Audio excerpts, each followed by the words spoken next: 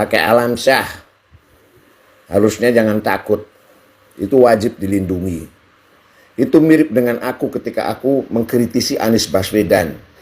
Yang diantaranya aku menyatakan bahwa Anies itu bohong mengatakan bahwa hujan turun dari langit mengalir ke lewat gorong-gorong ke laut itu melanggar sunatullah. Gue bilang itu adalah bohong, hoak. Karena tidak ada dalilnya dan tidak ada logikanya. Juga aku mengkritisi kebohongan tentang rumah DP 0 dan sebagainya. Lalu ada Yaman namanya tuh Muhammad Hasibuan langsung memviralkan VT gua dengan dia seperti mengancam gitu. Lalu ada Said Didu itu bekas pejabat SDM itu juga gitu malah mencari gua katanya. Nah, setelah aku tahu dari teman-teman yang memberikan WA pribadi ke aku, katanya aku diancam sama mereka berdua, maka aku cari Twitternya. Lalu ya aku ajak adu argumentasi dengan bebas.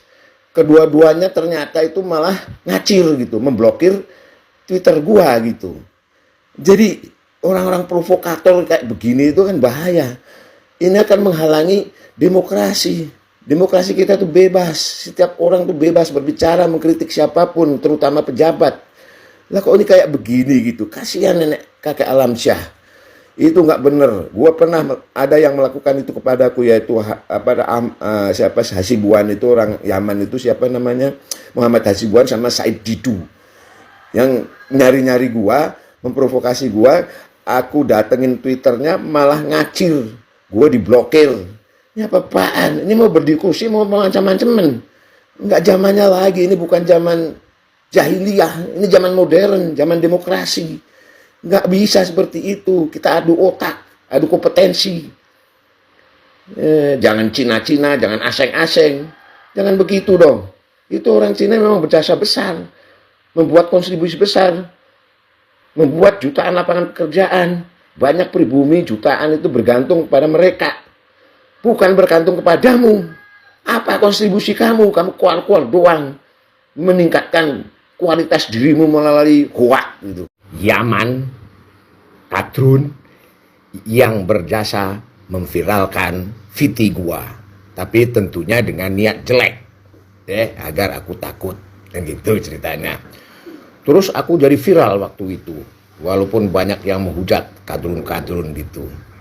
Nah, gue ngerti kalau gue digituin sama orang Yaman ini. Orang Yaman ini inisialnya MH. Ya, inisialnya MH.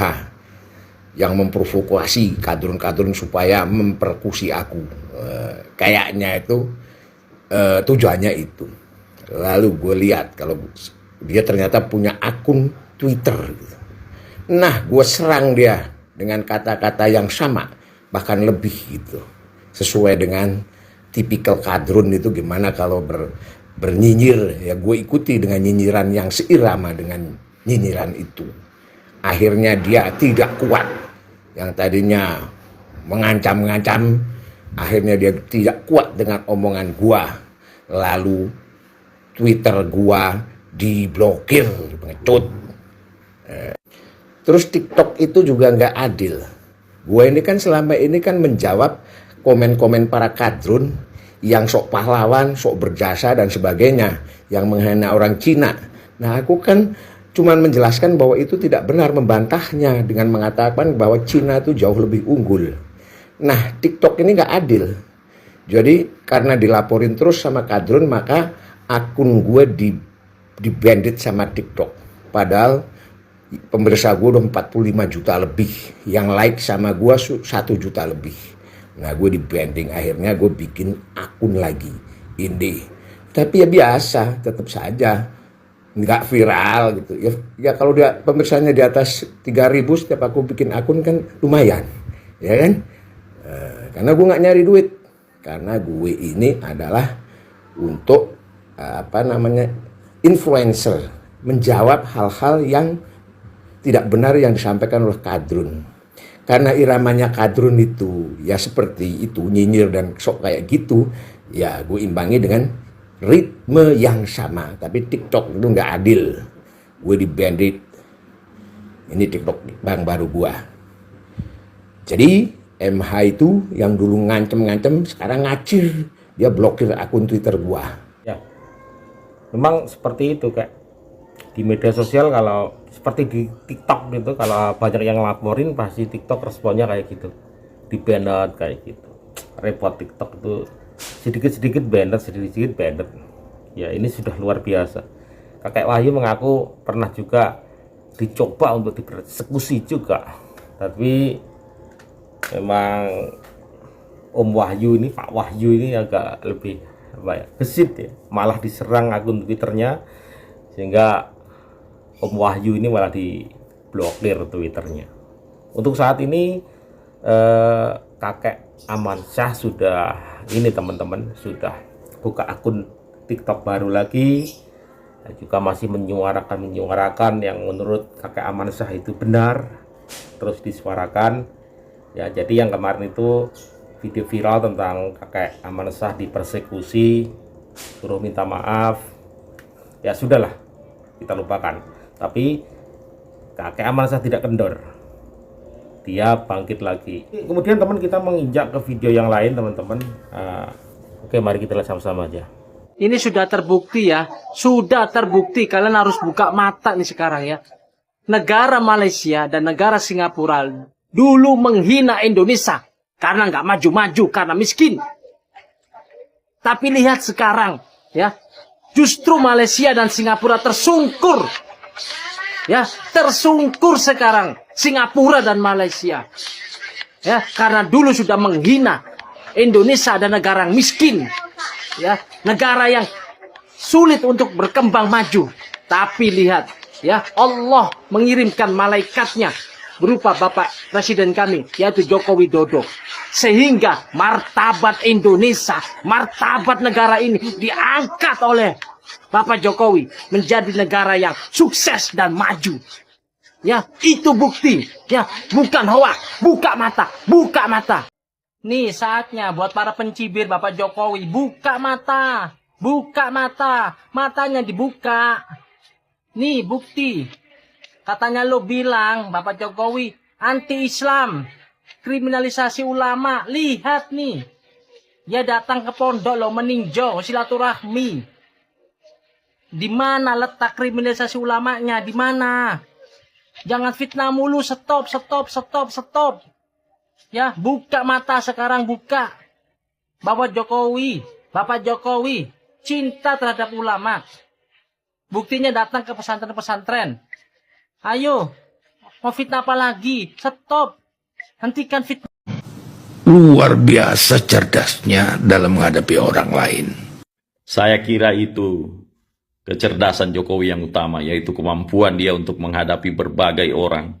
Kemampuan dia menghadapi berbagai tekanan, berbagai sinisme terhadap dia, berbagai tuduhan, bahkan sampai tujuan ijazah palsu, dan berbagai usaha-usaha untuk menjatuhkan dia. Tapi Jokowi, saya yakin memang sungguh cerdas menghadapi itu.